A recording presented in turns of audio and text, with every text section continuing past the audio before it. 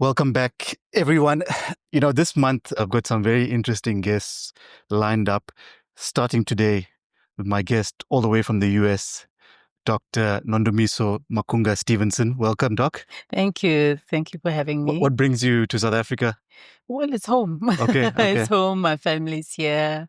My colleagues are here. Brilliant. Yeah. I don't usually do this, but I got to start with all your credentials and things. I'm not going to read out your bio and stuff like that, but you are a medical doctor. You worked in South Africa, you worked in the UK, you worked in the CBD of Joburg, you were in solo GP practice, group GP practice, worked at one of the big 5 pharmaceutical companies. I mean, I don't think there's stuff. Well, actually, maybe the only thing you might not have done is academia, but you were a registrar at one stage. So you've got a lot of experience, and it's an honor to have you here. And I'm not going to jump so far ahead. I like to take it all the way back. But welcome. It's a pleasure having you. Tell me about how you got here. From the beginning. Let's start right at the beginning. Where are you from? Well, thanks so much. I can see you've done your research. I feel you know a lot about me already just from that. My journey very proudly started in Umlazi in Durban. That is where I was born. One of 2 children from my mother. I grew up on my mother's side of the family, but I was very close to my paternal side of the family and raised in a very tight-knit community in Umlazi. So that's a township that's very close to my heart because there was a very strong sense of community and support. And that's essentially how I was raised. We have similar backgrounds in that we both come from townships. Now, I don't know if our international listeners and viewers will know what a township is. I mean, can you explain to them what the government did to all of us back in the day? Yeah. What happened was Black, Indian, and colored, so people of color in South Africa, were pushed into certain areas by the apartheid government, which was on the outskirts of the city, not close to where commerce was. And everything else was everywhere else, right? So we call those townships. I don't know what they call it in the US. They probably don't even have a term for it, right? The projects, maybe not really.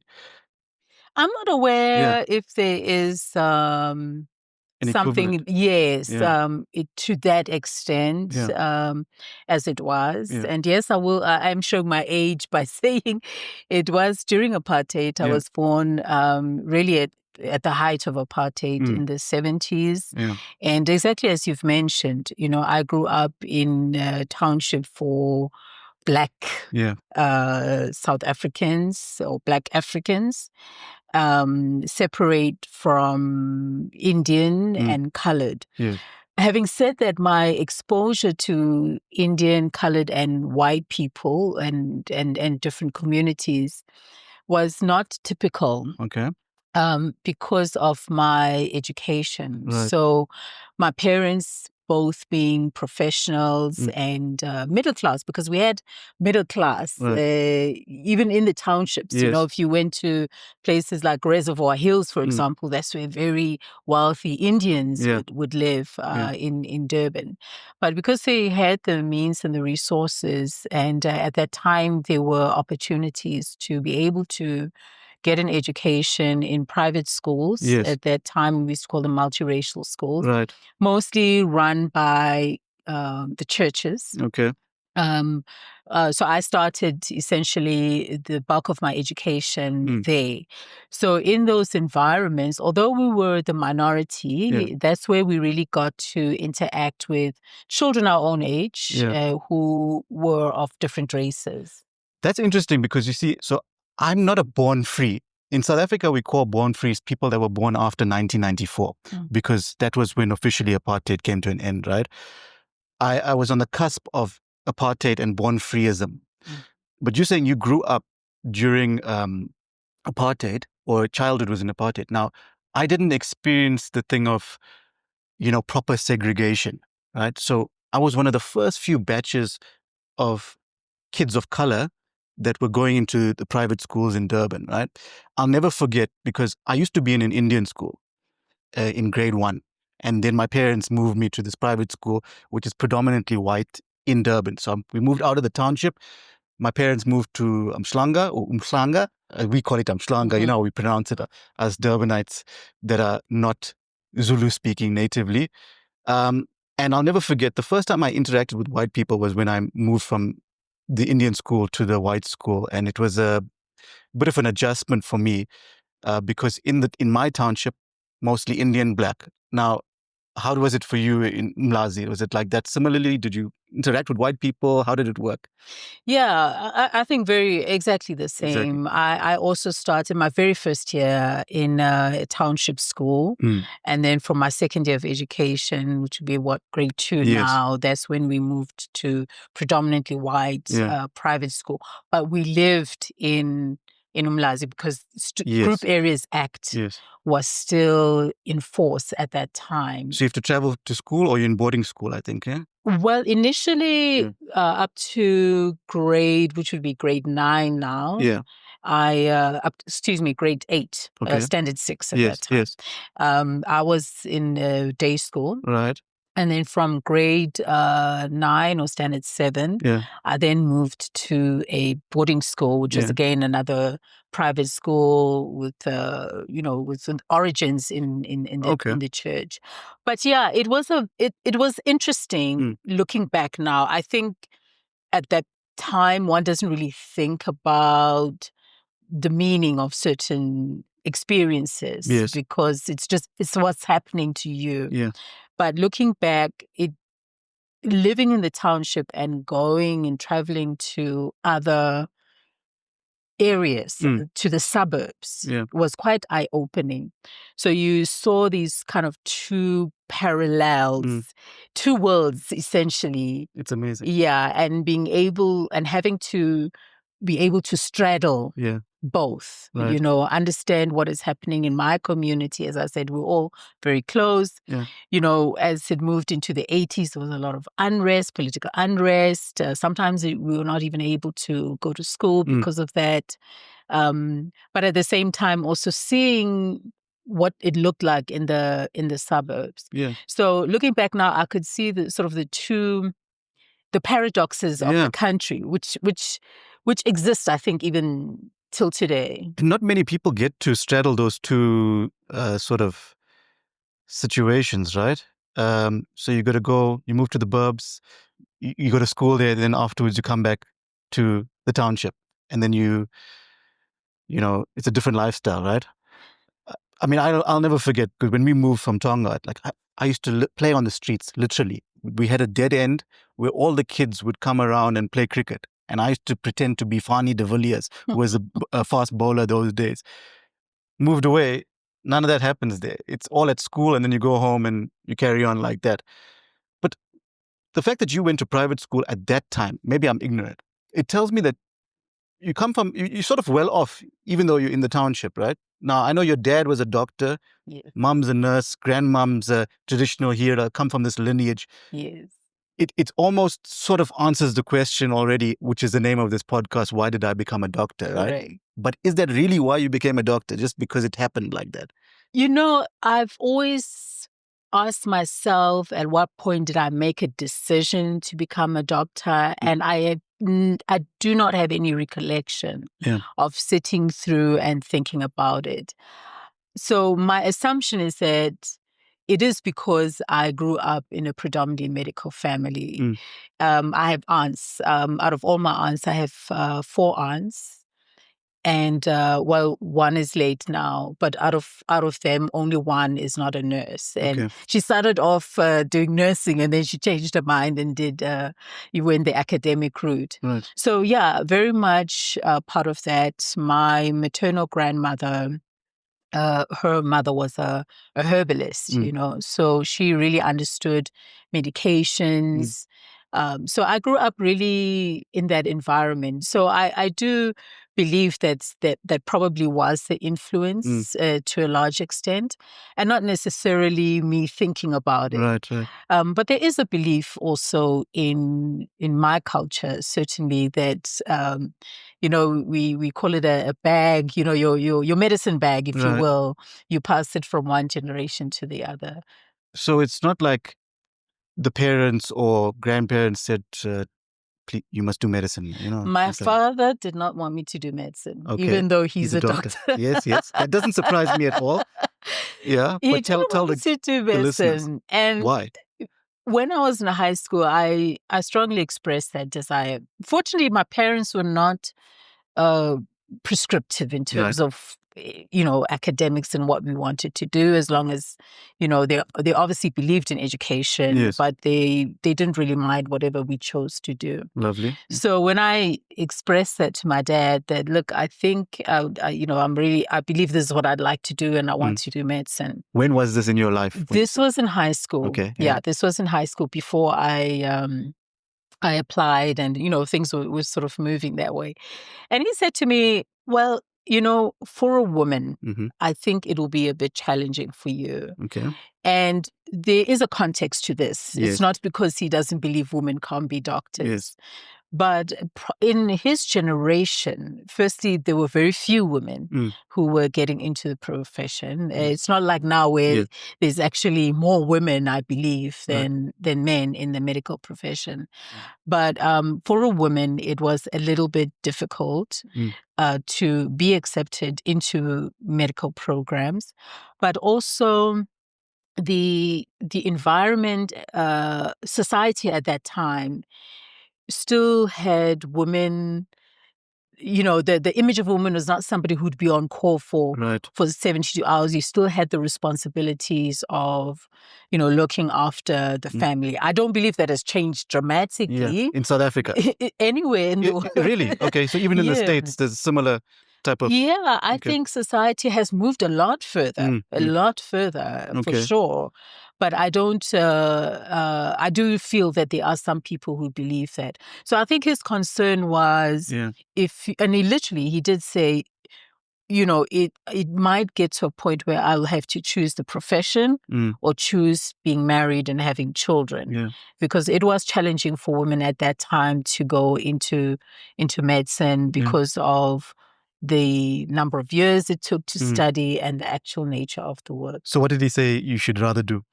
He didn't mind what I did. Yeah, just think about it carefully if you want to get into medicine. Correct. I've been there. I know what it's like. I've seen it. I'm glad you explained the context behind his discouragement, because, this is South Africa. And as you said, that is how that generation grew up and thought. I mean, we can't blame them for that because they've also experienced that, right? Yes. So they've seen it. They didn't know that 30 years from then or 40 years, whenever, there's going to be a thing called a content creator or a coach, which we'll get into, or working in a non-clinical role in pharmaceutical company. They don't know all that. So you've got to appreciate that they're giving you advice based on their experience. Because the funny thing is, my dad is a lawyer, right? And he was a lawyer for decades also. And when I was in that same situation as you, and I said to him, Dad, I want to do law. He said, hey, it's saturated. Think about something else. So it's funny. We have another thing in common where our dad sort of said, think about it carefully when we said what we wanted to do. Okay, but you pushed on, you persevered, or did you think of maybe something else, engineering or...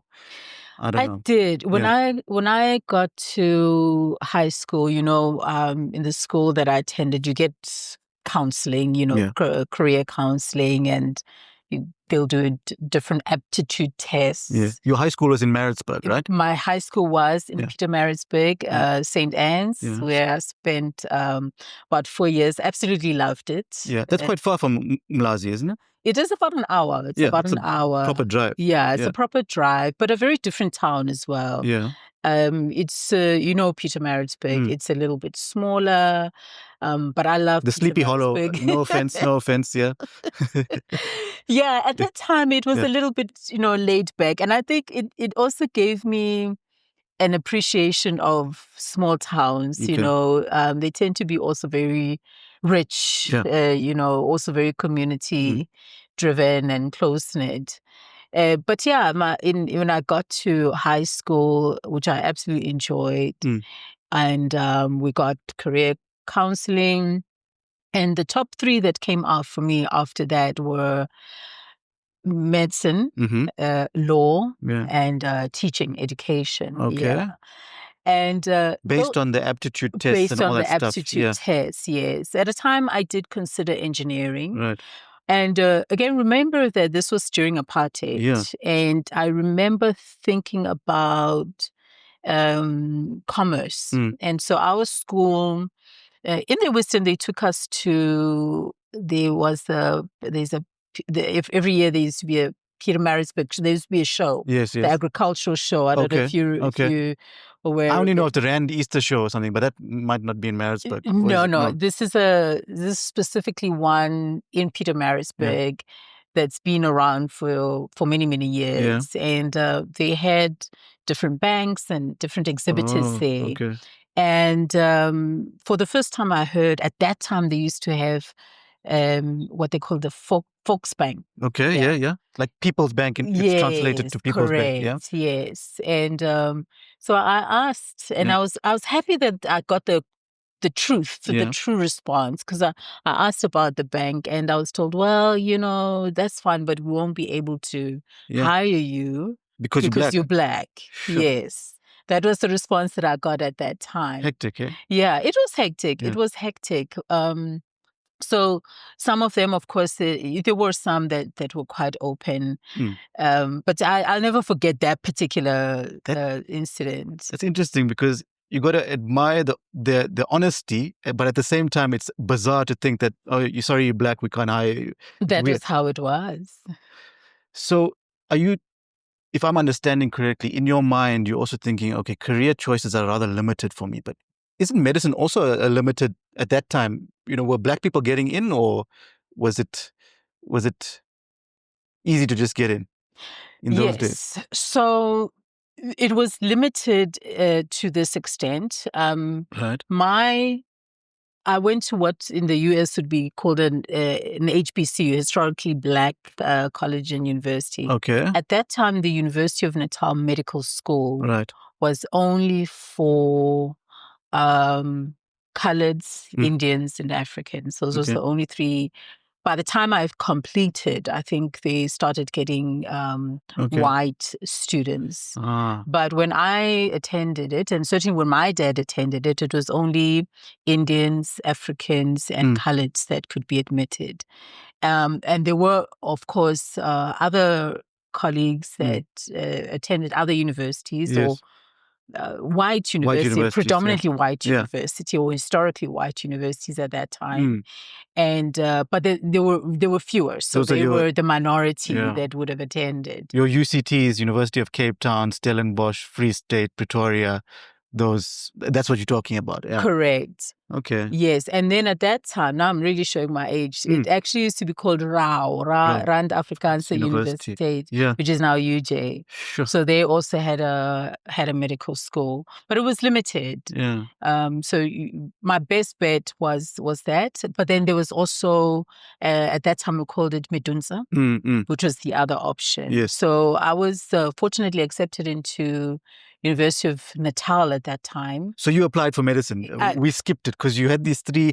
There was teaching, there was medicine, and there was, what was the third? Law. Yeah. So you're like, okay, no, the money's in medicine. What's the thinking behind this? So it was just my love. It was just my love. It was my passion. Yeah. As I said, I don't know how, but I think possibly looking back now, it's just what was my calling. It was just my calling for me to be in health. So it didn't take a lot of energy for me to think about it. Although I was accepted for law at University of Cape Town, but when University of Natal came through for medicine, because it was also closer to home and it's what I wanted to do, I think it was in the stars for me to do I think it's interesting this, and I'm sorry to park on the subject, right? Yeah. Because it's literally why I started this podcast and named it specifically, Why Did I Become a Doctor? Because so far, most of the guests that I've asked the question you can't really pinpoint it, but something in life has influenced them, right? Now, I was listening to a story you were telling on another podcast, which sort of sparked something in my mind, right? It goes all the way back to a memory that you had of your grandmom who had a tree or a plant in a yard. And can you just tell that story about what would happen with that plant in the community there? Yeah. So one thing I learned from my grandmother is generosity, right? She was the type of person that every now and again she would prepare some traditional meal and beer, and anybody that passed by, anybody in the community. Anybody that passed by in the community could come in and we have a meal together. Yes. She was a very generous person, but she was also very good with herbs. Right. So she would plant different plants, but somewhere inside the yard, yes. But there was this particular plant that she had, which was at the gate and was accessible to anybody. Okay, anybody just passing by. Yes. So how the house was built was that if you're sitting in the kitchen, which is where she loves sitting, you could see as people are passing by, and people literally, and you could see at the gate as well, this is where this plant was. So as they pass, they would greet, because they can see her. Yeah. And they would ask if they could have a few leaves, of this particular plant. Yeah. It was a very bitter plant. You don't want to don't want to taste it. Right. And she'd give it to us for everything. If you've got a flu, you've got cramps, whatever it is, you boil it, you just pound the leaves, you boil it and drink it like a tea, So you would witness all of this as a young child growing up, that your granny is like sort of helping the community. Correct. And is that like a memory that you cherish? I love that part about it as it relates to medicine. Right. Yeah, because the lesson that I got from that is about using your knowledge as service to other people. Yes. And she wasn't charging people for this, right? No, not at all. Not at all. Okay. Not at all. So that's the thing. Because you never mentioned the money thing when I asked you why did you get into, and I deliberately said, well, because it's money, and you didn't even think, this didn't feature in your thinking, right? So when I heard this story about your grandmom, I'm thinking maybe that's why. You see how your family helps the community, and presumably your dad was the same, and people spoke well of him, and everybody knew him in the community. Am I right? Absolutely. I mean, to this day, I still come across his patients. Yeah. He's semi-retired now. Right. But there's nothing so heartwarming when I hear stories from people sometimes my age and younger who say, your father was my GP, when I was a child. Or, he was my family doctor. Essentially, he was my mother's doctor. And the stories that they share are really in keeping with that. Somebody who becomes truly a family doctor, the way that we used to have family doctors. Yes. I remember a story of a patient. She was my age. Yeah. And she told me about her mother, who was my father's patient. Right. And she said, at a time they were giving her mother problems. They were just being naughty as young people, and she was very stressed. Yeah. And she shared this with my dad that, my kids are stressing me out.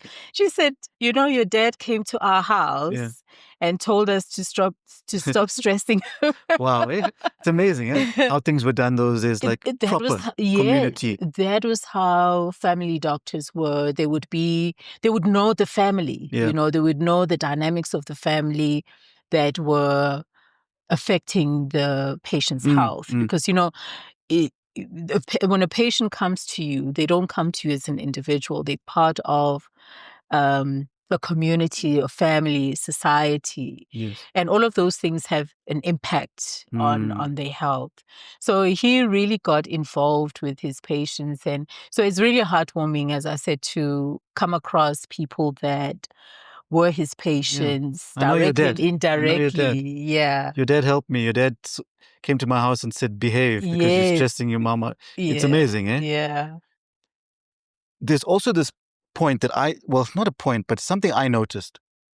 kids of doctors, now I know a lot of them, they either really want to be a doctor or they absolutely know it's not for them. Yeah. And I feel like it just depends maybe on their experience and how they experienced their parents growing up and what they saw. But anyway, let's not unpack that any further. We've spoken about it. So I think deep down, it's actually you've seen how your family has blessed a community and become part of a community that probably at the back of your mind inspired you, because it wasn't the money thing. You weren't thinking, can I get in this for the dollars, the DR and the dollars?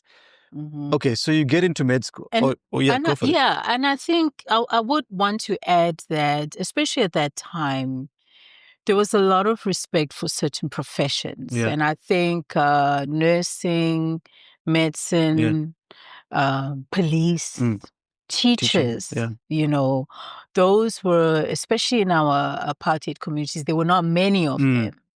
But those are the people that the community also looked up to and respected. So, you know, being somebody who is a child of professionals, you kind of also understand that these are professions that are respectable. You know, priests, you know, these are professions that society admires, you know. So I think there was an element also of looking at how society viewed these professions and valued them, you know, beyond money. Yes, I think that's an important insight. Yeah. You feel, okay, excellent. So you decide I'm going to apply for medicine and you get into Natal. Yes. So how does that go? It went well. Yeah. It went well. It was not the easiest thing for me. Right. I was not the A student that finished in record time. Right. But I think the struggles that I had were not unique to me. Okay. You know, you find, again, in medical school, you find a community of high achievers, like-minded people, and you make a lot of friends, most of whom I still have to this day. Are you a day student or are you staying in res or? I started off staying in res, which was also a wonderful experience because then you get a real melting pot of people. So many people that were outside of, or that came from outside of KZN at that time. So it was nice to meet people that spoke different languages. And initially in my first year, I stayed in a res that also had people that were not medical students. So, you know, even our academics were in the science block. So people were studying engineering and other sciences. So that was really interesting and quite important, I think, to learn other cultures and other languages. What made you stay in res? Because I'm guessing your home is nearby the university or not 100 kilometers away. Yeah, it was not far for sure. It was not far. But funny enough, my father was the one that encouraged me to stay in res. For the reasons that I've given. What the exposure to different people, how to live with people, which he had greatly benefited from. And I to this day, I definitely would recommend that experience. You know, the college and university experience is very unique. And especially if you are in res, you know, it has a life of its own, the nightlife. And, you know, he wanted me to go to parties and do all of that. No, but your old man then tells me he's actually very deliberate in his thinking and calculate, because he did give you his honest view. I don't recommend medicine. But once you've got into it, he said, okay, you've got to have the proper experience. And you've got to expose yourself to all of this. Is that right? That's 100% correct. And he was right. And did he explain this rationale to you, or you Absolutely, just said go? Absolutely. As I'm saying it to you, what he said was, you will get exposed to different types of people. That's amazing. And you'll make very important connections and networks. That is amazing. So he really encouraged me to stay in res for that reason. And that made a lot of sense to me. Towards the end of my studies, we moved because then the Group Areas Act had been moved. And so we moved much closer. It was actually walking distance to medical school. So I became a day student after that. But my early years, up to fourth year, I stayed in res. Well done to the old man, because it's so much easier. I would just say, daughter, you're staying at home. I'll take you. He knows what's good for you, and that's amazing. Yeah. Okay, so med school, you were fine. St. Anne's, you said, was your high school, right? Was that an all-girls school? It was an all-girls school. So moving to medical school was also quite different. In certain ways, being in boarding school, that type of boarding school with girls, I believe was quite beneficial. Right. In the sense that, I felt comfortable to compete. Especially in those days, you still had dynamics with society, boys, girls, where you should be and so forth. So I think, what people say about being in an all-girls school kind of allows you to feel comfortable as a girl, without feeling that you cannot shine, Right.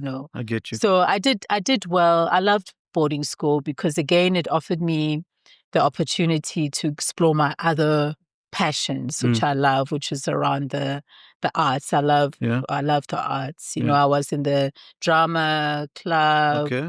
I was in and out of the band, playing an instrument. That's lovely. So, you get to just really learn a lot about yourself and be creative. I was not very good at sports, I have to be honest. I loved netball. But by the time I got to high school, I kind of, my growth slowed down. Okay. Yeah, I can relate to that. Yeah. People thought I was going to be tall, but I ended up average. Yeah. Yeah. So I ended up not being, because my position was goal defense. All right. So you've got to be that tall person that's standing like that. You've got to be the tall person, yes. So, and I wasn't fast enough. But you are quite tall. I mean, yeah. People won't see it. But I wasn't fast enough for other positions, and I just lacked the height, to defend against the goal shoot. But when I moved to university, again, I really enjoyed that because I could, be with different people from different walks of life. Right. I think that was also the other insight, because I'd had a very, I would say to some extent, a very comfortable life. Yes. When you get to medical school, you meet people that way ahead, and people that maybe come from different types of families than your own, and that opens your eyes up a little bit to the world. Okay, so different walks of life, no longer the soft life at St. Anne's. It's like you're seeing people that come from all over. Yeah, I can relate. And then, you know how it is, right? So, well, maybe you don't know, but when you speak to these people that qualified like decades ago, they'll say, in my day, university was proper, it was hard, we were taught the proper. Now you guys are too lax. And so I'm thinking, you're talking about back in the day, how was it hectic? Or what was it like actually studying in those days?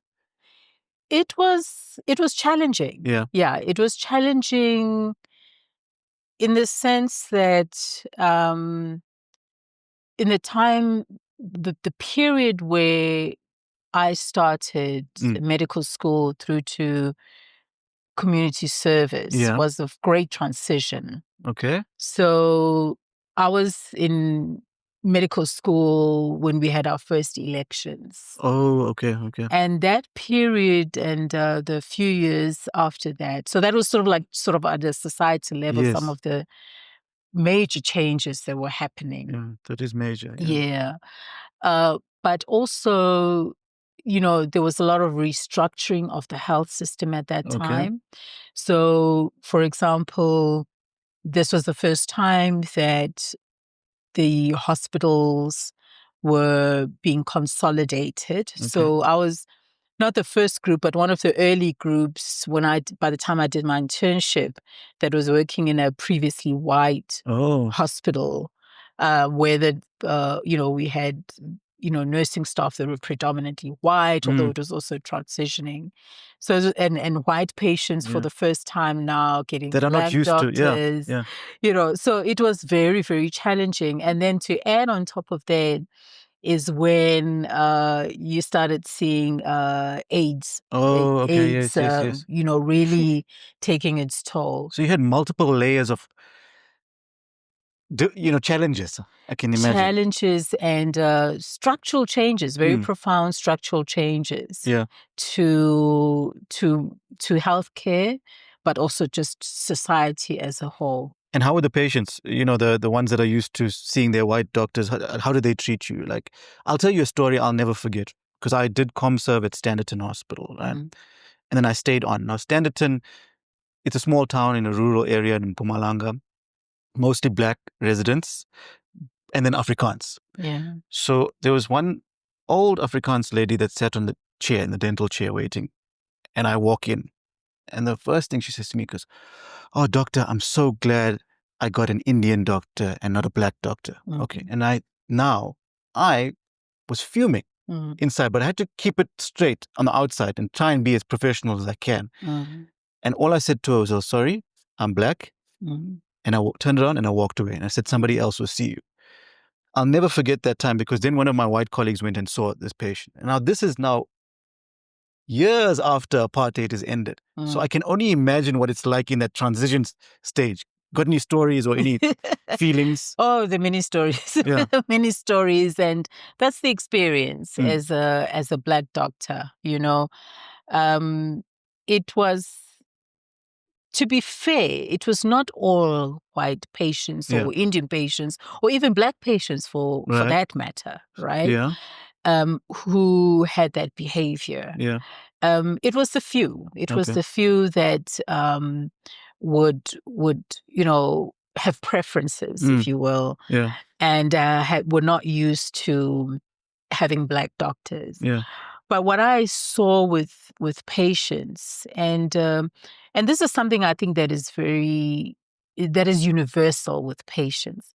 Patients want to feel seen and heard. Okay.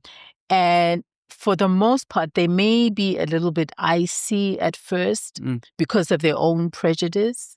But once you have that connection with them and they feel that, oh, okay, you understand them, you have time for them, you're not doing something that's completely different from what anybody else would have done in their own mind, what is logical. But once they feel seen and they feel heard and they feel understood, that is where the trust happens. And I believe this is the same for any patient. So I think that was a big part of, the how that kind of evolved of my experience. But yes, there were some that unfortunately were just unrepented in their attitude. There's not much you can do with that. But the biggest issues were not from the patients. Yeah. The biggest issues for me were from the nursing staff. Oh. Right? And from colleagues. Right. Yeah. That's where I observed that there were still remnants of distrust. So exactly your the example that you gave, I recall doing my community service. So that there's a hierarchy. You have a student, then you have your intern, and then community service doctor and a medical officer and so forth. Yes. But I do recall, you see the patient, you do your orders, and then the nurse, the white nurse, would call a white intern to review your work. And even though that's a junior to you, right? That is a junior, So those are some of the challenges. But I think over time, that's sort of worked its way out, that it was maybe not so overt. I don't want to say that it has changed, because I haven't been in that space for many years. How did you deal with that kind of situation? I'll tell you, I would have just been annoyed, and I don't know. You seem much more patient than me. The way you framed this whole discussion about it's actually it's not the patients, it's the circumstances, is how I picked it up. So you seem to be quite a patient and tolerant person. I think over time, and especially more recently, I've recognized the importance of not judging a situation or a person as good or bad. Okay. Yes. I've also recognized that I'm in control of me only. I don't have control over other individuals and some situations. It's not to say that I let microaggressions not happen, or I allow microaggressions to happen. and sometimes even overt issues that can happen, you know. It does happen, and I do recall reporting white colleagues to their consultants. Even as a community service doctor, I had a major falling out with a colleague who was overtly racist, you know. And but I've also learned to choose my battles. I've learned to advocate for the right things, to advocate for my patients, you know, and advocate for myself. Like, if I will defend myself if that is direct. But there are ways, I think, in which, and I think it's important. This is what I also encourage my mentees also. You know, when we say pick your battles, we don't say don't go for the big battles. That's not what it means, right? It means be strategic, conserve your energy for the battles that are going to be the most effective, that will have the most impact, you know.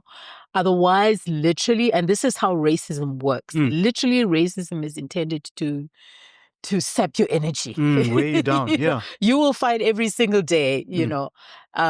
So if you are going to show up for a fight every single day, you'll be exhausted on petty things. Yes. And you'll just be miserable. You'll be miserable. You'll be distracted. You know, you'll be distracted from making the important changes. So that's always my advice: is pick your battles, you know, be strategic about how you do things. But don't lay down. Don't roll over and lay down, for sure. Yes. That makes so much sense. I want to be your mentee now. You know, and the thing is, you're doing medicine, which is not easy. And on top of that, you've got these layers of, you have to deal with racism from all aspects. You've got to study. You've got to also live your life. And it's, you know, hats off to you. So, but the university was fine, and you studied and you got through. I loved university. I actually, looking back, it's one of the phases of my life, or one of the periods of my life, I wish I had let my hair down a little bit more. Is it? Okay. Yeah. I think I was a little bit too serious about it. But I had good friends, you know, but I really wish I had let my hair down a little bit more. Why were you too focused on studies? Focused on studying, you know, trying to not be a naughty person. You know, but all right. Probably I wish I had attended a few more parties and so on. Okay. And then what happens after uni? Like, you go to internship and then ComServe? Yes. So I went back to Pietermaritzburg because my high school, St. Anne's, was in Hilton, which is just outside Pietermaritzburg. I did my internship at Gray's Northdale Complex. So again, at that time, the health system was now consolidating to many different health systems. So if you remember, apartheid was very inefficient. You had a health system for Indians and hospitals and services and stuff for Indians, for whites, for Africans, and so forth.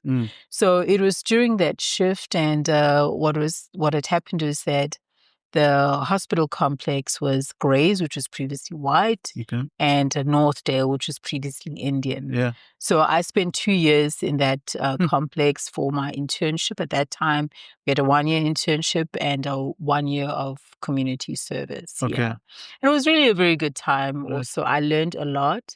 But it also showed me, you know, the different demographics and, you know, and exposed me to different health issues, you know, and conditions, and how they differed by race, right? So we had Africans, and they would have sort of their own profile, you know, and Indians would have a very different profile, as well as white people. Was it down to community, or just like priorities, or what was the issue? Yes. So I think certainly there are some genetic factors, of course, but socioeconomic factors. So, you know, with white people, it was mostly diseases of lifestyle. Similarly with Indians, you know, we would see more diabetes. That's where I really hold diabetes, hypertension. And then with Africans, it was more tuberculosis and infectious diseases.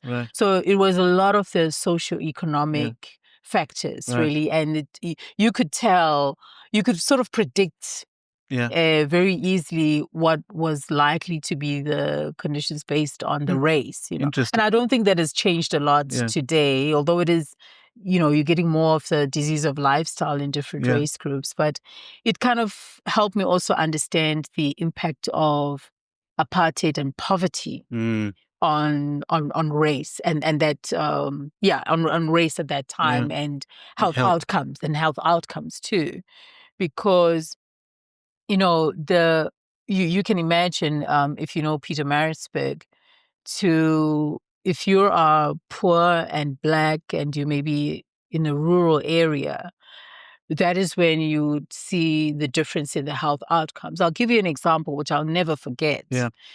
When I was doing my community service, that was the time that I cried in theatre. I literally cried in theatre. We had a case of, you know, I was doing my obstetrics and gynecology rotation. And then, you know, they called us. There was a patient that was in a peripheral hospital who was expected to come in for a cesarean section and just for fetal distress, right? Otherwise, you know, very good pregnancy. It took the ambulance hours and hours and hours to arrive. And by the time that the patient had arrived, you know, there were some complications with the baby. And knowing that this could have been preventable and that it would not have happened had she had closer proximity or lived close to the hospital, you know, that really made me very, very sad. And I remember, you know, taking the baby out and literally crying in theatre. And my medical officer was very supportive. You know, he understood. And, you know, I still remember, you know, how much I appreciated him explaining to me what was happening, right? Explaining to me, you know, what I was feeling was not because I'm a bad doctor, but it was because of the structure of the health system. That you, because you got emotional, did you think, okay, am I?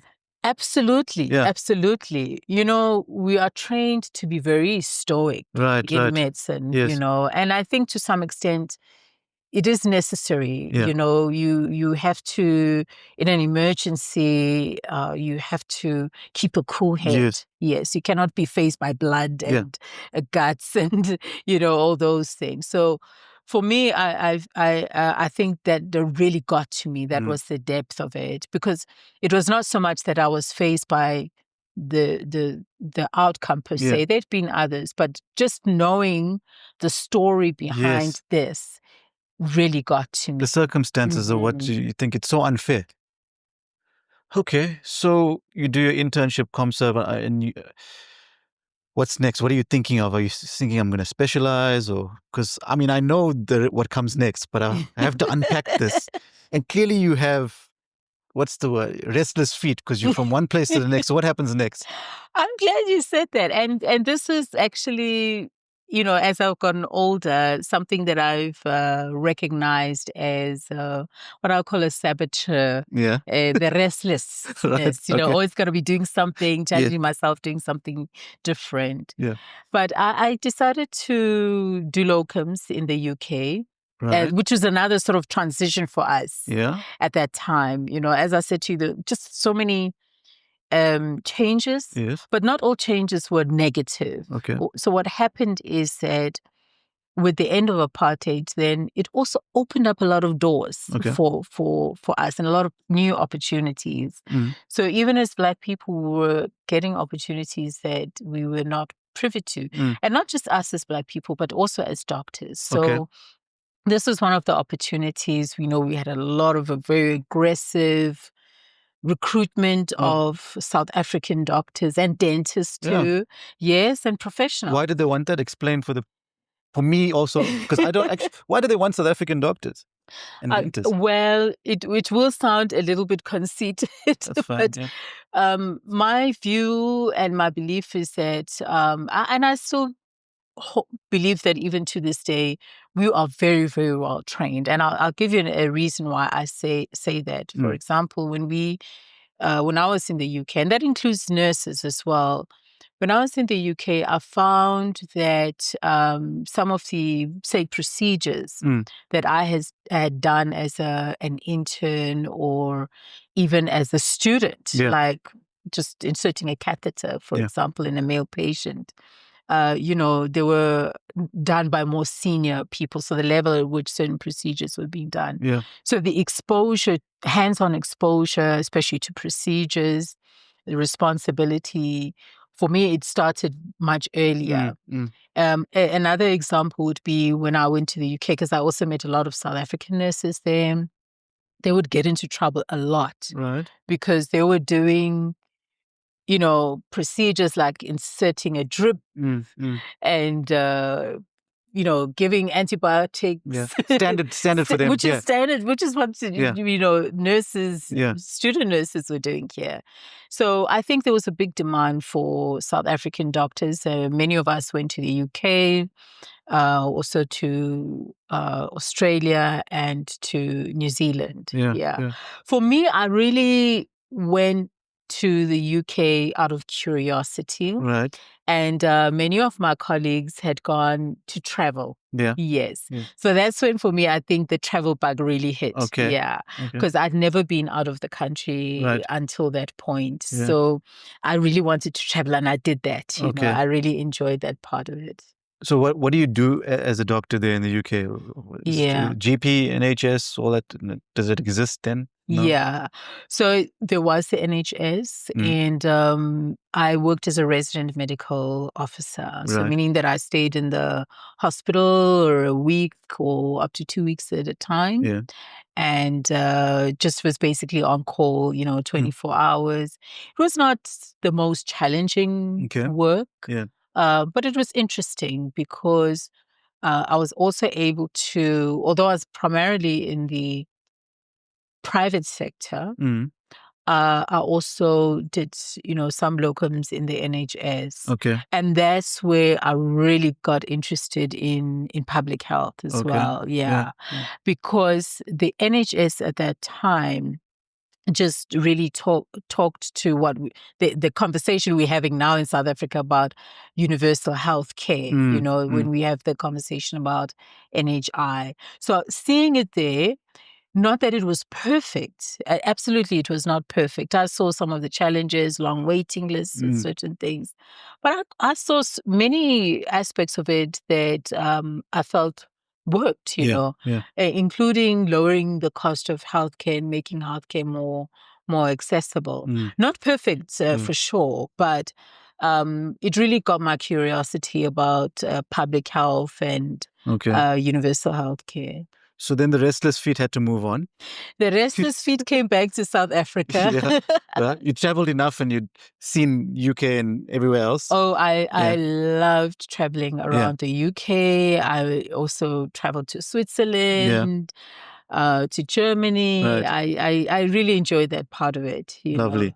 Yeah. And then came back to South Africa after 2 years. And I became a registrar in public health medicine for a couple of years. So registrar, just unpack it for people that don't know. That's like somebody that's training to specialize. Correct. Okay. Correct. Yeah. And it was public health. Public health medicine. Yes. Yeah. It was a good program, but I think there were aspects of it that I didn't enjoy. Right. Yes. Yeah. What it did do for me, because it's a very broad program as well, it helped me to identify and drill down to the part that I loved, which was data and epidemiology. Okay. Yes. And so I then much later on, explored that and did my master's in clinical epidemiology. Yeah. So do you finish the specialty? I don't finish the specialty. The restless feet had to move on again. They moved on very quickly. To where? To Barra. All right. Yes. Yeah, Chris Hani, the third biggest hospital in the world. The third biggest hospital in the world. What possessed you to do this? And I think the largest in the Southern Hemisphere, right? I think in Africa. Yeah, yes. Southern Hemisphere. Yeah, of course. That's bigger than. Yes. Why? Oh. It was restless feet, but the best decision I could have made. But wait.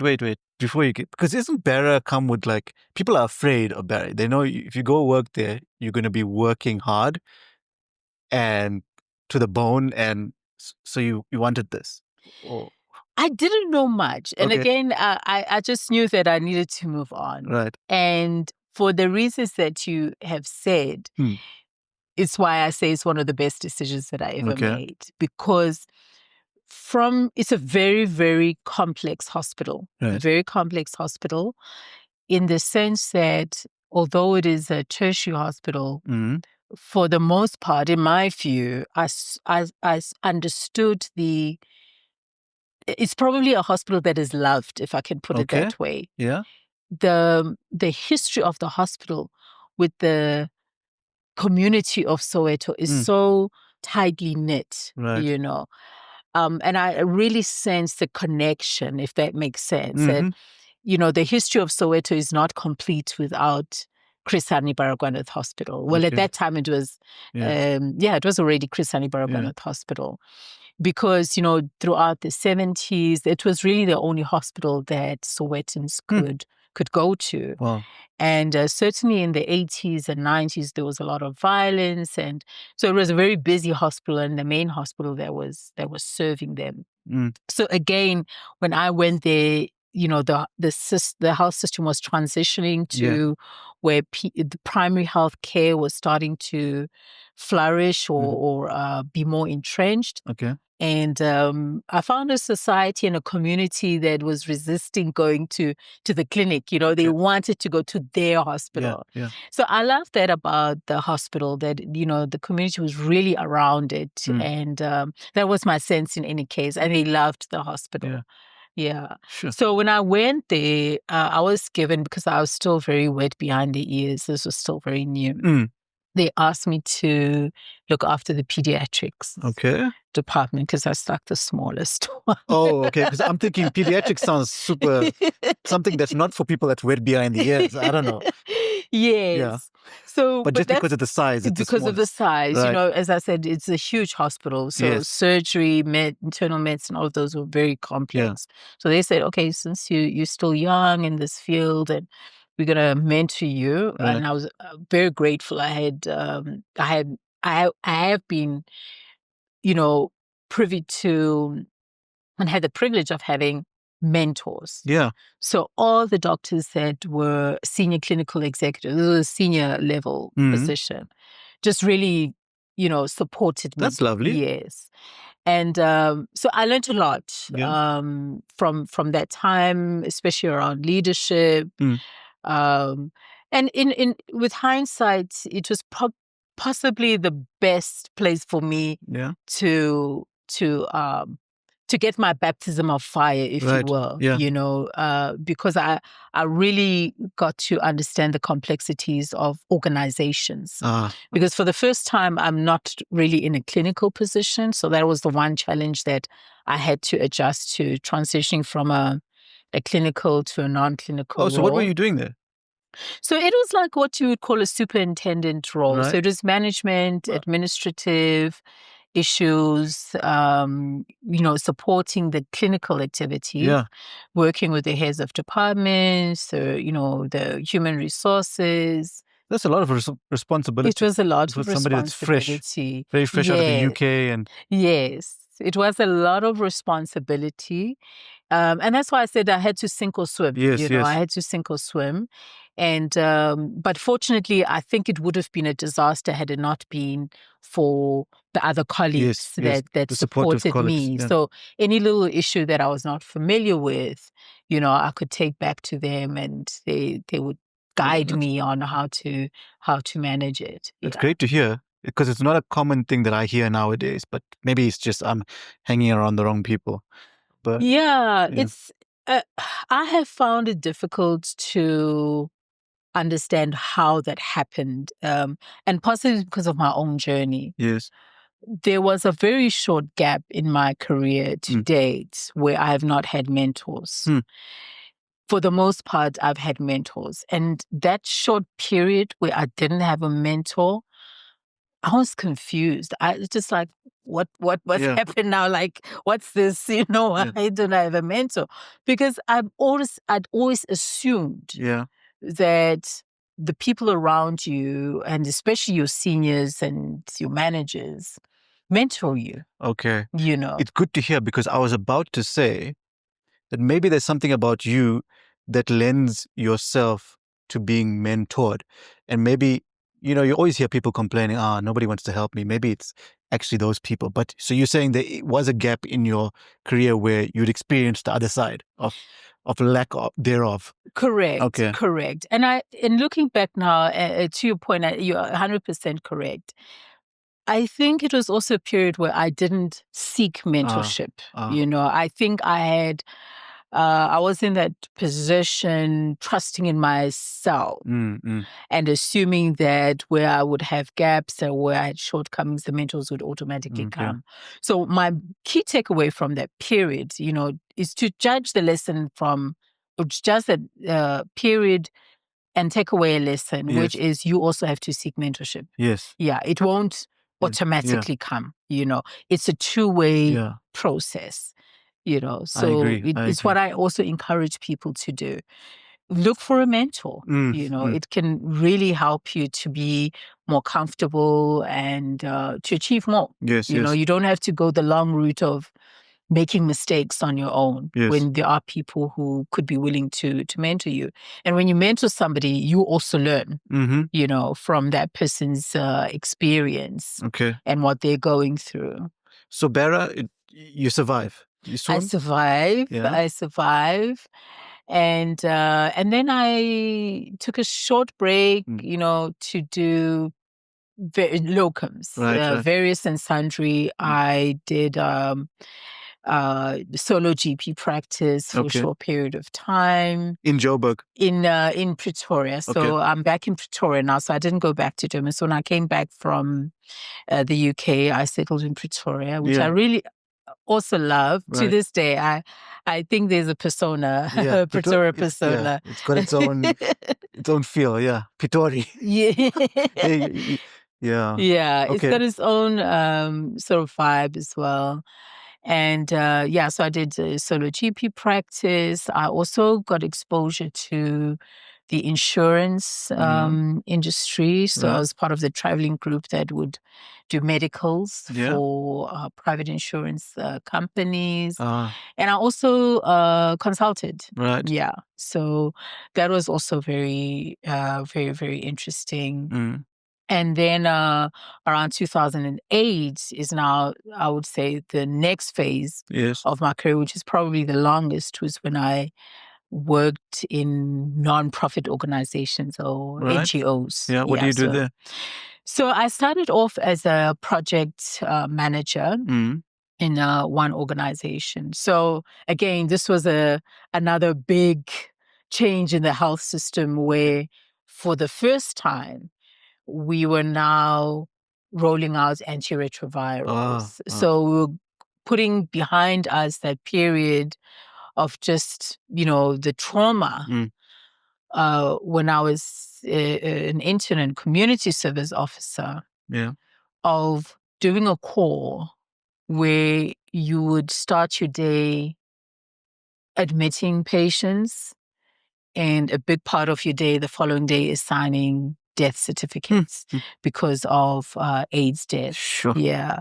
So now going into this phase, and I'd lost a lot of family as well. I'd lost family members to AIDS at that time. So it really called me. I was really excited to be part of the HIV AIDS response. And I worked in the nonprofit sector as a project manager. So it was really about scaling up services, making sure at that time that the facilities were ready and providing technical support. There was also a lot of investment in HIV testing.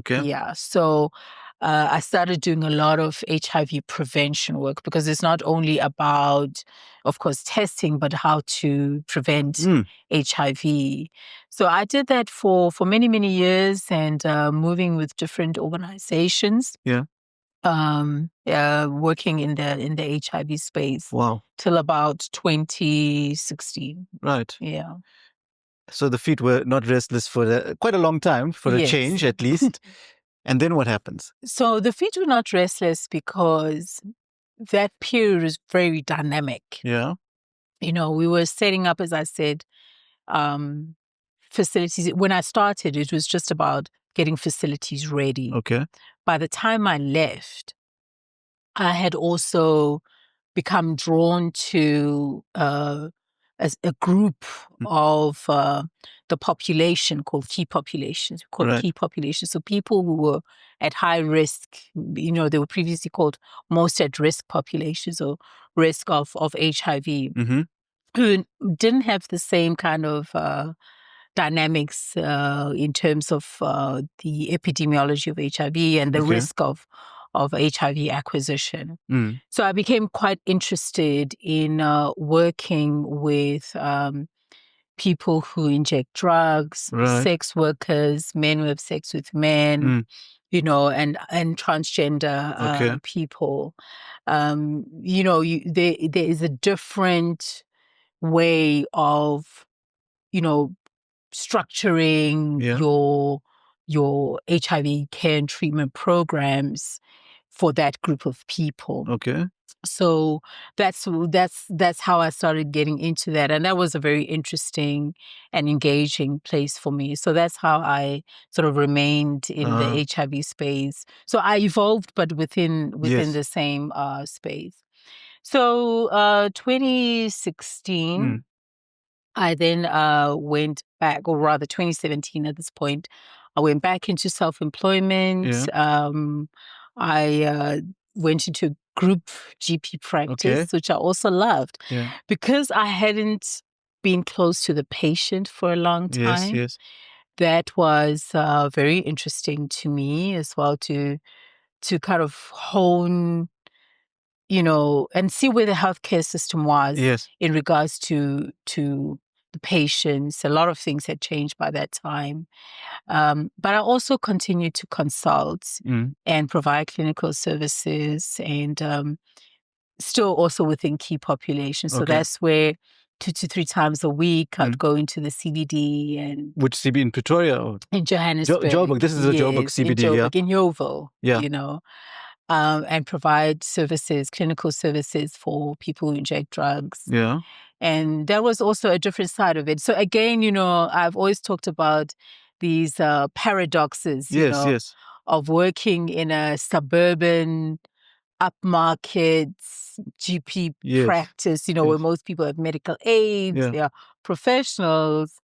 And then a few times a week, I go and I work with people who are homeless, in the CBD. I mean, that paradox, it's not something that's new because it started from growing up, Correct. Township, burbs. Now it's just a different sort of setting, but similar. Yeah. And that's, again, it's something that I'm grateful that I had that upbringing in order to be able to recognize it, And again, it speaks to how our country still is. There are still these divisions, where you have haves and the have-nots, and the extremes of poverty and extremes of conditions and extremes in terms of access to healthcare. Yeah. You know what I mean? And how is it going into CBD in Joburg? Because the CBD in Joburg is notorious for being, a place that you wouldn't necessarily just take a drive at night or something like that. Absolutely. Yeah. It absolutely, probably I wouldn't go alone. Yeah. How did it work? But how it worked was, again, that was my sentiment when I first started. I mean, how is this going to work out? And by the end of it, I felt so comfortable with it. What changed for me was really looking at the patients that I was working with and serving as human beings. Right. Yeah. Yeah. So when you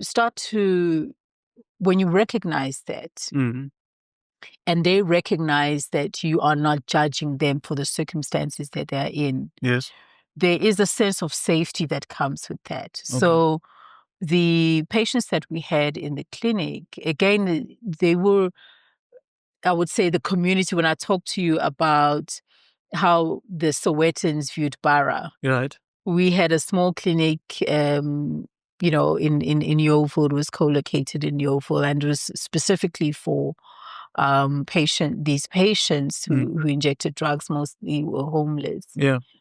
They loved the clinic. They loved the clinic. It was their clinic. There was a sense of, certainly from our perspective, a sense of belonging, So, and they knew the people that worked there. Yeah, a safe space. It was a safe space. Yeah. And so, although I didn't use public transport and some of our colleagues use public transport, they would say the same thing. They felt very safe after leaving the clinic. Nobody would touch them because they knew that the patients understood the importance of the work that they were doing, and the nurses too. So again, for me, my learning is that healthcare facilities can play a very important role in the community. Yes. If there's a connection between the healthcare worker and the patient, right? Because I'm guessing when you started there, as much as you might have been a bit apprehensive about them, likewise, they would have probably been like, who's this new doctor now? Does she know what this is all about, type of thing? Exactly. And will she treat us with respect? Because the groups that I mentioned are, they also tend to be marginalized and judged very heavily by society. Definitely. So it's very important that, and this would be my advice also for anybody that is curious or interested in working with marginalized groups, any kind of marginalized groups. You have to have the right mindset and the heart. If you are going to hold judgment because somebody injects drugs or is a sex worker or is transgender, you are not really being in service to that person, So if you remove the judgment and you look at the patient as somebody that is in front of you and you treat them that you would treat any other person in, your upmarket facility, that's where the trust gets built. And when patients trust you, you can be their accountability partner as they take their health journey.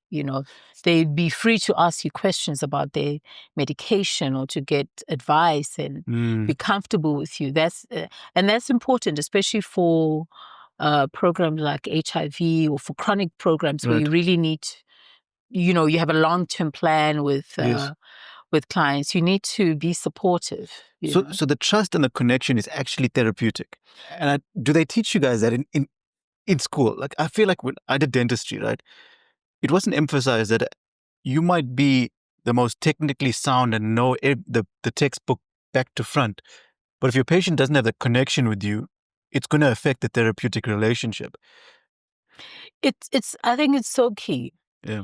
Something I didn't share with you about my medical school is that at the time, many of the professors and senior doctors intuitively showed us that. That's how they were in our training. Right. I don't think it's a coincidence that if you look at most of our ministers of health, they come from my alma mater, my medical school. Yeah. Because what I learned at that medical school is that you are also a patient advocate. Yes. So, politics is one of the ways that you can advocate, at least on a policy level. But there were so many doctors that were advocating for patients, using their own resources, using their own connections to make sure that the circumstances and the situations of patients were right, they were correct. So I don't want to say something that came intuitive from me or it was just who I am, although I believe everybody has that capability. But I think my training at that time at the University of Natal Medical School, just inculcated that in us. And that's why I've had these questions from a colleague recently, like, what did they teach you? Why are you guys always in politics? It looks like all the doctors from the University of Natal Medical School ended up in politics. Yeah. Patient advocacy. Patient advocacy, that's what it was. I remember a pediatrician, Professor Kuvadia, he's late now. Yeah. Isn't there a book by him or something, a big famous textbook? Yeah, that's right. That's right. Yeah. But I had the privilege of being in his firm, you know, when he did our peace rotations. Yes. And I remember him getting extremely angry at a patient's circumstances, not that had led to the patient being there. And he mentioned, you know, he was also very, well connected. I believe he said he's going to speak to certain people because this is not acceptable. Yes, you know. yeah. So that is the kind of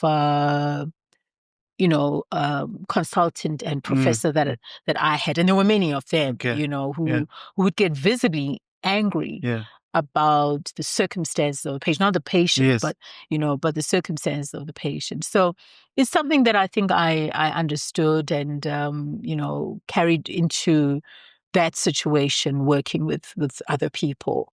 Okay. Yeah. Fascinating. And then is Big Pharma next or not? Big Pharma came There's too many things in your career. What is next? What is next was clinical research for a short period of time. Yeah. And I also loved that. I loved clinical research. Where does this come from? Why? Are you getting bored or? Not necessarily. Yeah. I'm asking what I think people are going to be thinking in their minds, right? So one thing that and it's a good question. Maybe I haven't quite thought through, everything. Yeah. There are many factors, and depending on which position, there are different reasons for me pivoting. Yeah. Okay. Yes. Sometimes it's just the opportunity would come. Sometimes it would be I'll be headhunted. Yeah. Sometimes I'd get an offer, that just generally would be better in terms of the actual offer or the package. Yes. Many times it was just I'm comfortable. I've learned all I have here. Right. I'm looking to expand my skills, and sometimes it was all of the above, I think it's so important that we talk about this because I'm not sure that potential med students even know that this thing opens up so many doors. Like you would just think, okay, I'm going to be a doctor, I might specialize or I might become a GP. End of story. So your story is like super important for people to hear. And that's why I'm making sure to say what's next. It's not like I just want to go through a list, but I want to expose people vicariously to what you've been exposed to because it's a unique story. And thank you for highlighting this. And I think increasingly now, because of where we are, and it's certainly COVID, I think had a huge role to play in that. There's this awareness now that doctors have that, there are so many ways that I can apply my medical degree. One thing I always correct with people is when they say, I left medicine. I was about to talk about that, yeah? What do you say? Absolutely not. What do you say? Absolutely not. Yeah. I'm just applying my medical degree in a non-clinical setting. Right. That's what I did. Yeah. Because every single role that I've had, that's what I did. I just applied my medical knowledge and my degree. So you didn't go and milk the system, waste the space in med school, and then you're still using it. Yes. Yeah. So often people, when there's a guilt for many reasons, right? Sometimes it is, look, Dr. Yash, your family's, mom is going around telling people, oh, my son, the doctor, And then obviously people would want to know, where's his practice? Where can I go and see him, Yeah. So that might be the issue that you sort of caught up in this, I have to be a clinician, You could have a situation where perhaps it was not really the best your first choice, you did it, and you're not fulfilled. You're really not fulfilled with patients. One of my colleagues told me. He told me in medical school already that I really don't enjoy working with patients. Medicine is not what I thought it was going to be. And he's a radiologist today, so he's quite happy. He loves the science and the physics of it. But because he's been through medical school, he's applied everything that he knows in radiology in a discipline and a specialty that doesn't require for him to interact in the same way. There's some patient interaction, but not in the same way as, for example, a physician might have to.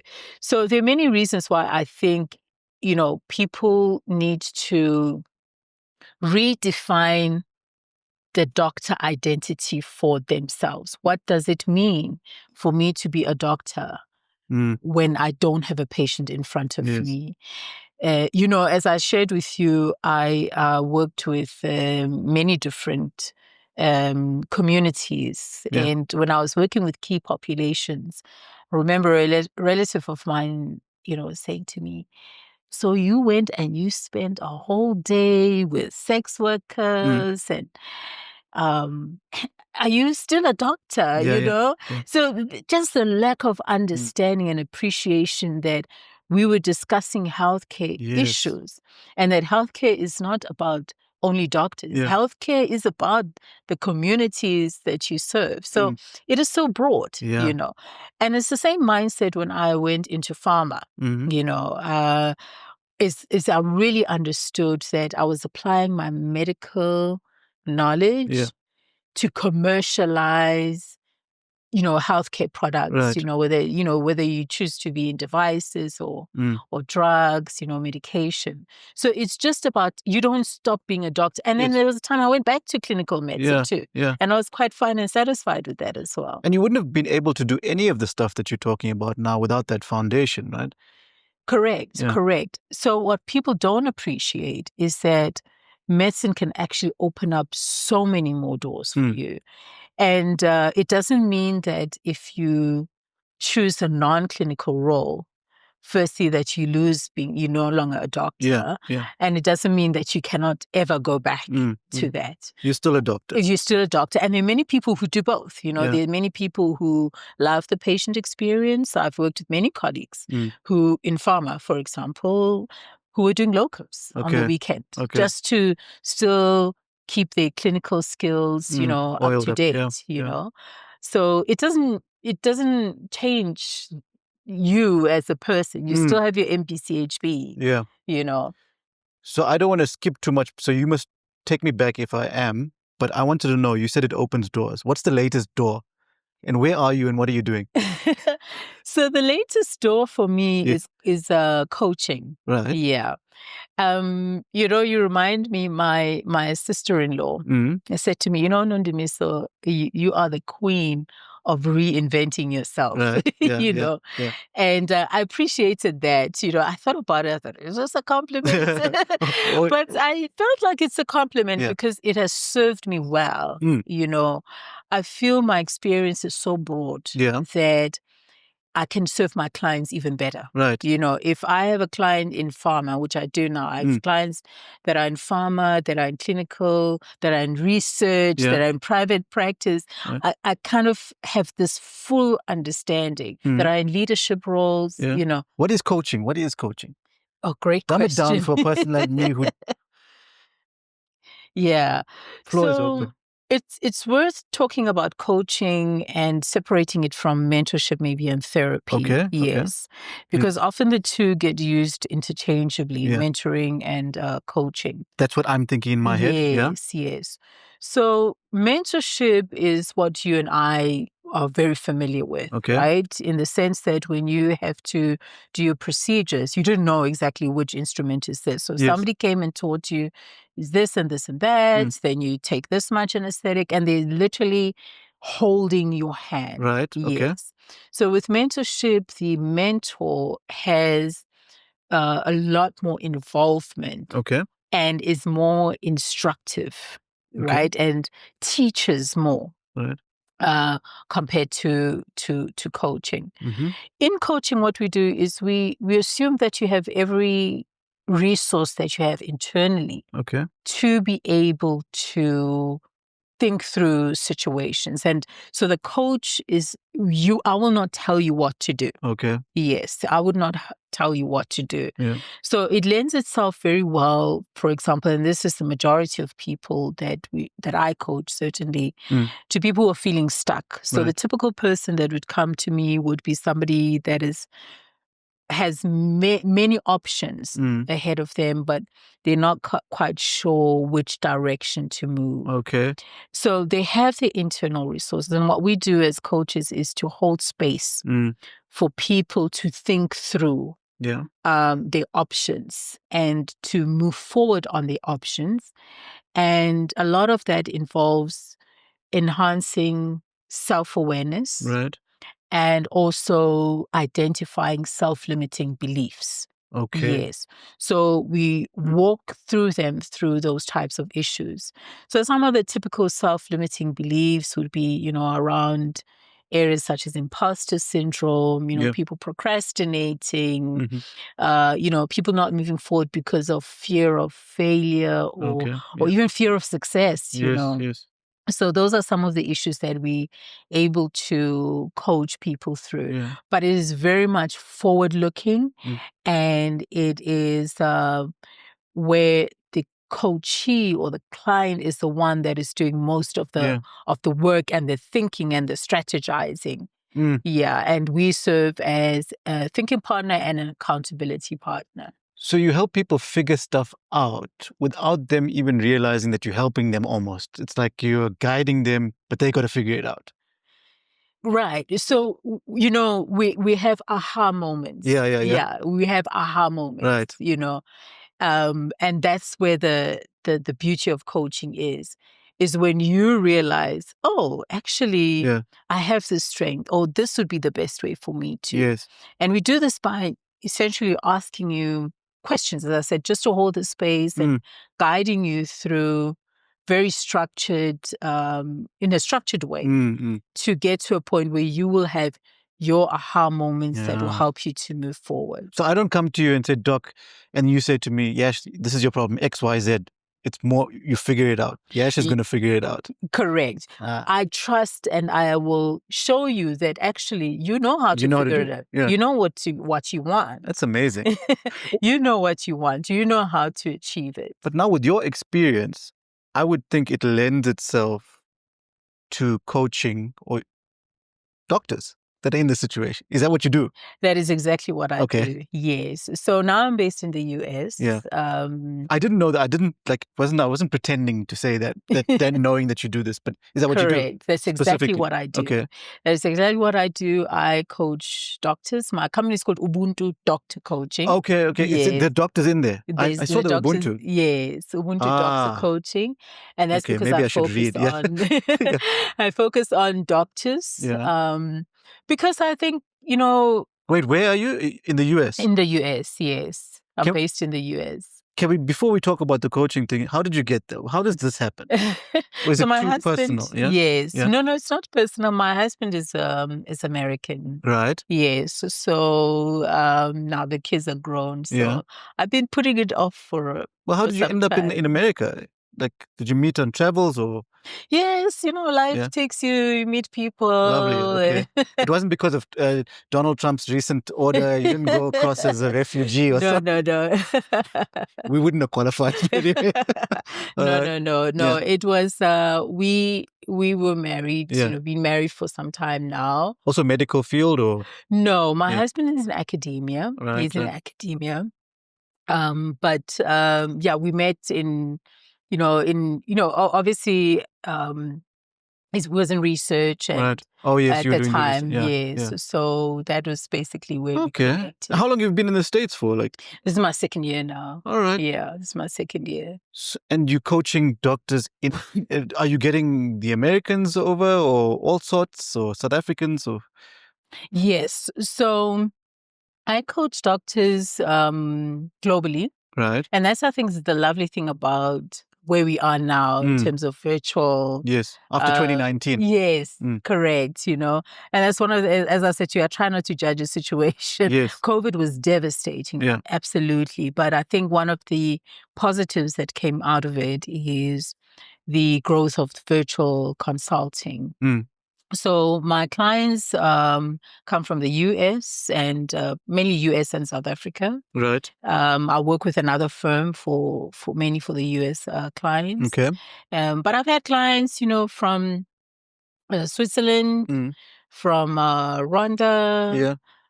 Kenya, Tanzania. So now I'm calling them patients. I know they're not patients, but now your patients are doctors. Correct. So you are serving people that serve others. And that is the best service. That is what wakes me up in the morning. That's what wakes me up in the morning. Yeah.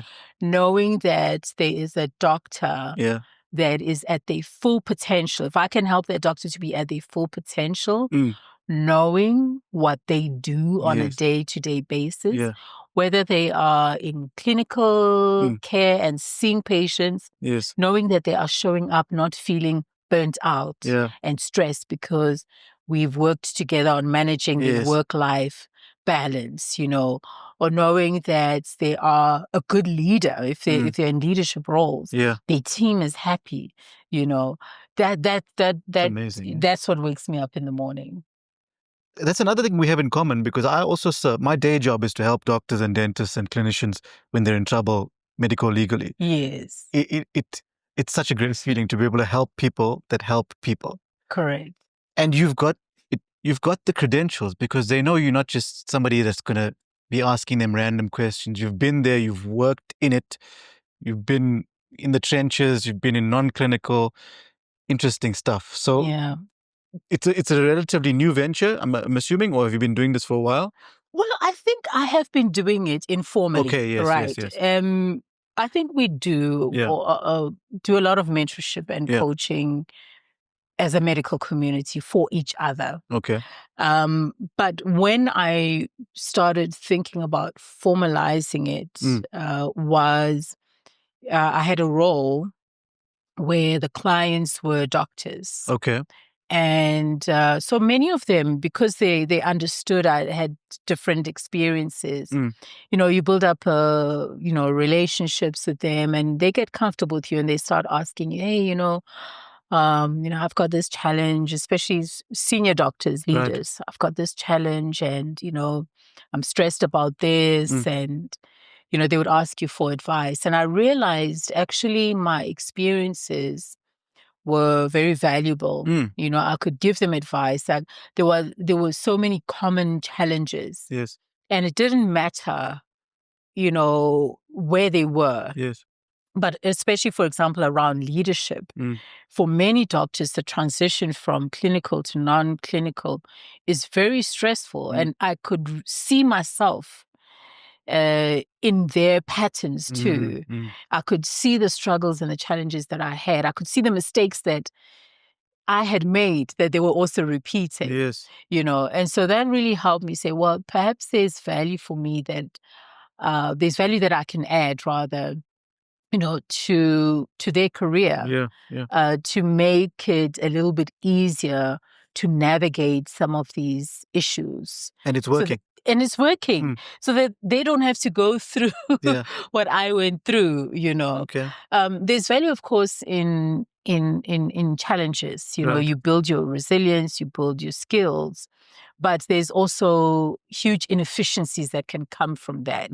So, if you could have somebody that will help you to build your own resilience and work things out on your own, but also just to feel seen and heard, and for somebody to say, I know exactly what you're talking about, and have another doctor have the compassion, to say it's okay. Wow. That for me was where I realized that, I could really formalize this now and make myself fully available to colleagues to support them. Are you keeping it exclusive to doctors, or? No, not at all. Not at all. I think for now I'm still growing with doctors. For sure, I do see myself, and hopefully as my business grows, even if it means bringing on other healthcare professionals, especially in the healthcare space, maybe dentists for sure, or even nurses. I've even had queries from nurses too. I do see myself maybe partnering and working closely together with other healthcare professionals. I recently did an Instagram live conversation with a chiropractor, and they, in our system, they allied health professionals. So the issues are universal. The issues are universal, because the health system is structured the way that it is. And we talked about burnout and how to prevent it. So these issues are very common. So where can they find you? I mean, Instagram? Yes, I like LinkedIn. LinkedIn, yeah, me too. I like LinkedIn. LinkedIn because that's where we found each other too. My colleagues laugh at me. They're like, yes, you are overdoing it on LinkedIn. I'm like, you know what? I love it. It's probably my favorite social media platform. As lame as that sounds, I love it. Yeah. I had I like LinkedIn because it was initially quite difficult for me to feel comfortable on LinkedIn. Without feeling like I'm talking to my colleagues. It was a little bit intimidating at first. Right. When I really started to relax and enjoy it more is I started getting inboxes, messages. Yeah. Even if it was not necessarily people who needed coaching, people were saying, I love your content. Yes. It's giving me a lot of courage. I can relate to it. It's so informative. Please keep it up, It's difficult to do, isn't it? People think that the ones that are active on LinkedIn just love to talk about themselves and brag and show off. And obviously there's going to be people that think that about you and me and whoever. I've got a podcast. They're going to think this guy loves to hear his own voice. Yes. But I feel like the moment I started enjoying it properly was when I realized that there's a thing called noise and there's a thing called signal. And you've got to learn to drown out the noise. There will always be that noise. Yes. And you're talking about the signal now. Yes. It's the inbox messages that come, which is the most important to me. Yes. And that told me that what I'm doing is also important. If just from one post, somebody can say, oh, this is my story, I can relate. Or if it makes a difference in terms of encouraging them and saying, oh, what you're going through is it's not you, that for me is very rewarding about LinkedIn. So I spend most of my time. I'm not trying to do a lot more videos on LinkedIn, although I'm a bit camera shy. But I enjoy LinkedIn. So that is under my name, Dr. Nondumiso Makhunga-Stevenson. I do have an Ubuntu Doctor coaching page, but I do have Where's that also on LinkedIn? On LinkedIn. Yeah. I do have accounts on Instagram and Facebook as well. Right. But on Facebook is only the business page. My personal Facebook page is personal. Yeah. But Instagram, you can find me both under the company and the personal one. It's Dr_Nondumiso. Okay. On Instagram, that's my username. And if I want to sign up as a client to be coached, where do we go? Yes, you can contact me directly. I'm sure I can give you my contact information as well. What I like to do is have a discovery call. Coaching is so personal. Yes. So I'd like for any client to also assess whether they'd like to work with me. And whether we connect. For example, I don't enjoy business coaching so much, but I do have people that ask for business coaching and I refer them to other people. Or sometimes it's issues that are not really amenable to coaching. For example, people may have burnout and it may be complicated with anxiety or depression because of work-related issues. Yeah. And sometimes that needs a psychologist or a therapist or even a psychiatrist, So once I really understand what the issue is, it also helps me to see whether coaching is the best issue or you should rather be looking for a therapist or a psychologist or psychiatrist to help. I love this. That's quite reassuring. It's like you're not just taking on whoever comes. You've got to have this triage sort of process, to use a medical term, and give them what's right for them, right? Correct. And I stick to that because, one, we're health professionals, so we're bound by ethics and ethical codes of and codes of conduct. Yeah. So in coaching is an unregulated field. Yes. Yeah. Anybody can wake up today and say, I'm going to coach. I'm not saying that they are not good people or not good coaches, but I feel that doing things in the way that I'm accustomed to, so meaning that I get certifications and to make sure that I coach in an ethical way that is aligned to the there are some coaching bodies, so I try to stick to certifications that are aligned to those coaching bodies that have placed a great premium on ethics. That's good to hear. You're not just making all this stuff up, and there is a code that you follow. Correct. And you're used to being sort of following an ethical code based on. Are you still registered with the HPCSA? Absolutely. Okay. Absolutely, because I never know what the future holds. You know me, my restless feet. I was going to cheekily ask what's next, but I don't want to make it seem like the coaching thing is going to end anytime soon. But you never know. You never know. I'm also still registered, even though I don't practice. Yes. So and that's the beauty of our work. You can keep up to date with clinical work, through your CPD points, make sure that you're up to date with it. So I do that.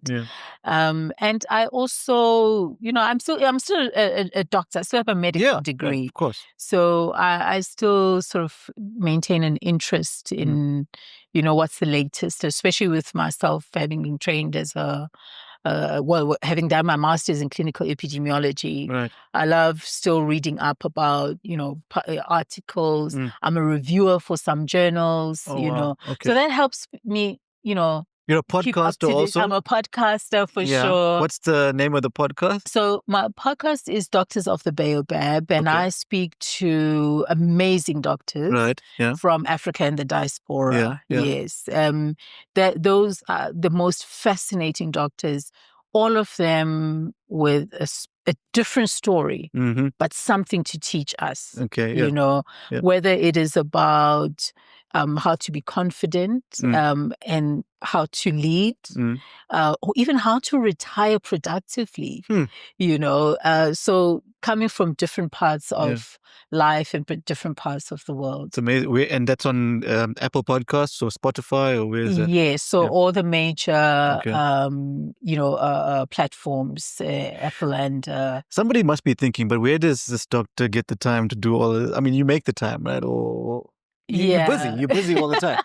Well, as I said to you, something that I have been working on is my restless feet. So over time, I've kind of had to learn skills, and these are things that I sometimes recognize also in doctors especially. We like to be busy, and sometimes we're not efficient in how to be busy. We're just busy with activities that are just sapping our energy. So I make time now, and I think this is something that as I've started coaching, you have to walk the talk. As I've started coaching, I've come to value the importance of rest. I again did another live recently on Instagram with another colleague also talking about the importance of rest, and the productivity of rest, which sounds again like a contradiction, because most people think if you are resting, you are not being productive. Yes, especially the doctors and stuff. It's like almost like a swear word to say, exactly. I'm resting. Exactly. So, that's how I sort of manage my time. So I bring all of those learnings in, how to rest and how not to be restless, always looking for something to do.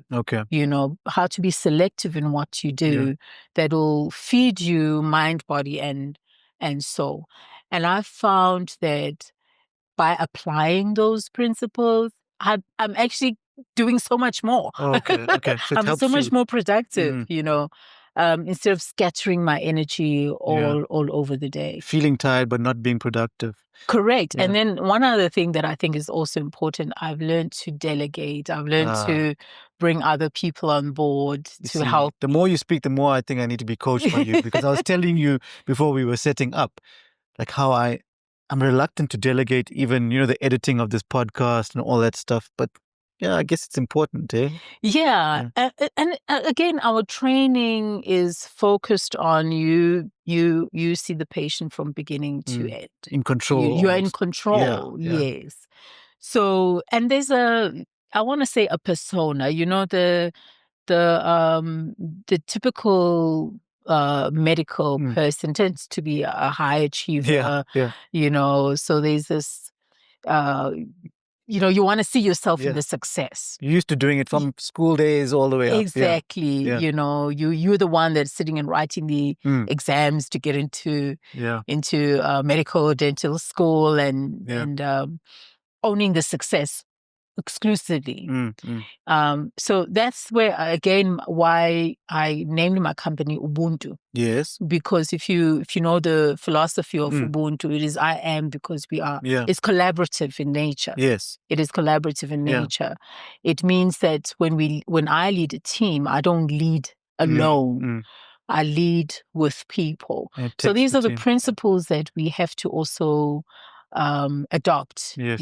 That we are a community. Yes. Nobody's self-made, right? Nobody's self-made. Yeah. Even the ones that think they're self-made. Yeah. They don't realize.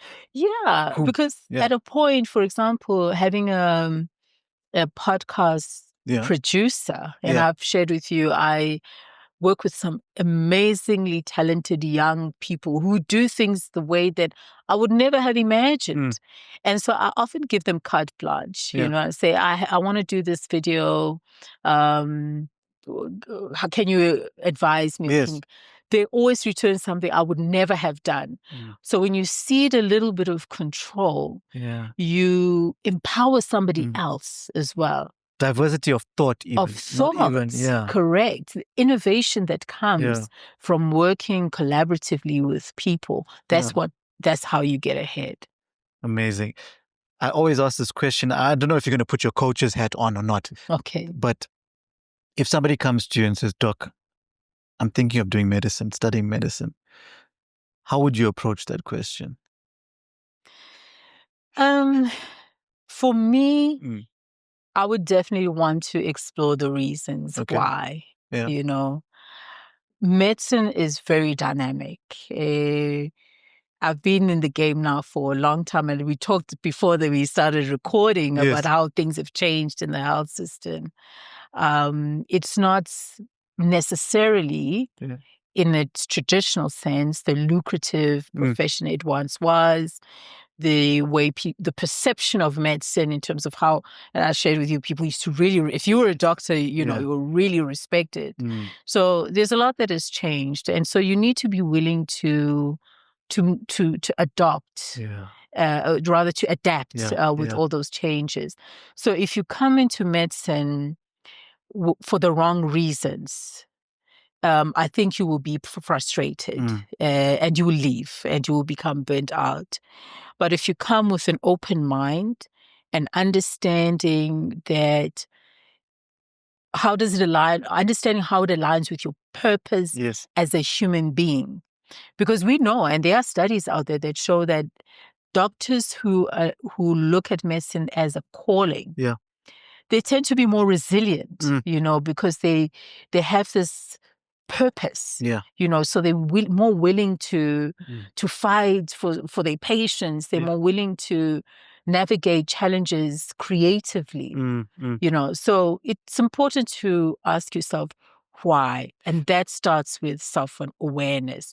So with my coach's hat on, that's where I would start. Let's what are your values? Let's explore your values. Let's explore your purpose first, and then see if medicine is the right one for you. For people not listening, people watching, or for the people listening, you wouldn't have seen, I've been smiling the whole time you've been giving me this, because I think you shot the lights out there with that answer, because I totally agree with it. So firstly. Secondly, it's actually the reason I started this podcast, because I personally feel like so many people get into this profession for the wrong reasons, with the wrong preconceived ideas about what it is about. You're going to get the respect, you're going to get the title, you're going to get the money. And then when they get into it and start going through it, they realize, gosh, I had no idea. and then they want to get out, or they end up not treating patients the way patients deserve to be treated. And that creates a vicious cycle of, it brings the profession into disrepute.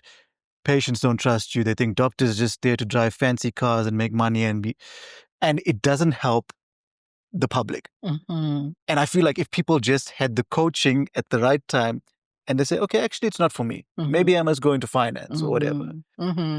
And that's the reason what I've started more formally again this year is for my pro bono work.